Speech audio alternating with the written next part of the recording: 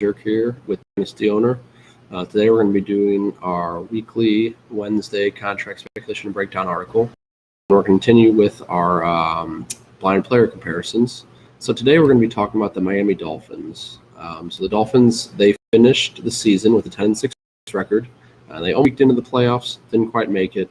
Their record was actually better than 2 or 3 of the NFC teams that made the playoffs. So pretty interesting. Then in my article, I also go through the Tua Fitzpatrick dilemma about how, Fitzpatrick was benched part of the way through the season and what that meant for Tua and detail in the article. So go ahead and be sure to read that whenever you get a chance. But for now, we're just going to jump straight into some comparisons everybody wants to see. The last article for my comparison series. Up next, the next week, I'll be going over some of my early rankings. So we're going to start to work through quarterback, running back, wide receiver, and tight ends, working all the way through them. I think what I'm going to do is I'm going to do the top 10 for each position and then just kind of breaking that down. And then obviously my full rankings will be released later on in the off season. So let's jump right into it. I'm going to share this with you guys as always so you can see some of these numbers. So here's comparison number 1. Who would you rather own in Dynasty Owner? Player A is Tua. So we all rookie last year, coming out of the draft. I didn't expect him to play much in 2020. I thought the smart thing was probably that he wouldn't play much in 2020. But nonetheless, he played the majority of the games. I believe he started right around half over the majority of the games. So player A is Tua. And then here's player B, Bravo. He's 24 years old, 2020 stats, 15.1 fantasy points per game, 1,363 passing yards, 491 rushing yards, 14 touchdowns, and he missed 2 games. So first thing I notice is a very low touchdown total for only missing 2 games. He started pretty much the entire season, missed those 2 games, but the passing yards look like they're pretty much there. It might be a little bit lower than we want to see. Rushing yards are fantastic, but those touchdowns and interceptions are not ideal. So what do we think and who we thinking this player might be? Well, clearly both these quarterbacks are similar in age. We know Tua is less than 24, but they're right around the same age. And they have similar quarterback, NFL experience from what we can tell, at least somewhat close to it. So Bravo started the majority of the games for his team in 2020. Same can be said for 2019. A clue there. He's played the past 2 seasons, and he was a starter for both of them, whatever team he played for. The question is, did Tua outperform Bravo in 2020? And the answer is yes, at least on a per-game basis. So Tua did not the first 5 games of the Dolphins' 2020 season. He attempted only 2 passes in week 6, so essentially he didn't play the first 6 weeks of the season. And at this point in the comparison, I'd probably side with Tua, a little bit more upside. We haven't seen, fully what Tua is able to do. But as always, let's go through their 2020 16-game pace and see how that looks for both of those compared to each other. So we got Tua compared to Bravo. Tua's 23, Bravo's 24 points per game. Tua had him by right at 2 points per game. Passing yards, Tua was a little bit under, not surprising. Dolphins didn't pass that much. Tua, especially didn't pass that much for starting NFL quarterbacks. Rushing yards, a little bit surprising that Tua didn't have as many rushing yards as we would think. And this is obviously based on a full 16-game average season. So he would have had 174 if he'd have played all 16 games. 22 touchdowns, that's pretty healthy. And then their salaries seem to be pretty close to each other. Bravo's looks like 1.1 million less. But overall, salaries are, pretty close to each other.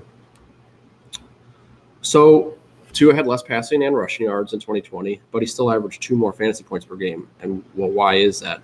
A lot of it's due to the higher touchdown total, higher touchdown average per game. It's also the fact that Tua only had 6 turnovers in 10 games. He was very efficient in holding on to the ball and not turnovers. And the same cannot be said for Bravo. Bravo had 21 turnovers in 14 games. That's very below average, put it nicely. In fact, there's only one quarterback in the NFL who had more fumbles than Bravo, and that's Derek Carr. So, a little fun fact there for you. If you haven't guessed who Bravo is by now, here's kind of the summary that I gave for him. He is this team's starting quarterback. We already know that. He's an average quarterback with above average rushing ability and speed. And I might want to change a little bit. I would say he's probably a little above average. I'd say slightly above average quarterback. And college, he was promoted as highly above average. But I think what we've seen the past couple of seasons is he's above average. But I don't know if I can go much further than that. He's high risk, especially fumbles, and he's now entering his third year in the league. If you haven't guessed already, Bravo is Daniel Jones. Would you take Daniel Jones right now, or do you want Tua? And this is one that I can see going either direction, honestly. I could make a case for either player. I could probably make a pretty good case for either player. My assumption is that when I release rankings, I'll have Tua higher than Jones. And like I already said, that's mainly because of the unknown. I think Tua has a higher upside, especially when you factor in the fact that Tua has more years left on his contract. So he's going to have a cheaper contract for longer, and that's valuable. But honestly, it's close. That extra year is just so enticing to take the player with an extra year, cheap contract, especially these, $6, $7, $8 million quarterback contracts. So valuable until they lose them. But, let me know who you think you would rather take. For now, let's jump on to comparison number 2. Let me show it for you guys here. So here we have comparison 2. We have Charlie. He's 22 years old, 2020 stats, 7.6 fantasy points per game, 37 receptions, 449 yards, 6 touchdowns. He missed 3 games. So those stats are based, if he had played all 16 games, it's based on his average. And player Mike Gesicki. So what are you thinking? I know Mike Gesicki was a player very high on coming in. Didn't quite pan out. He had a few injuries, a couple fluky injuries. He had a couple of games. I think he was goose-egged. He had 0 points or, 1 catch for a few yards. So it was getting him involved was kind of the struggle. But regardless, I'm still high on him. What do you think? Who would you rather take?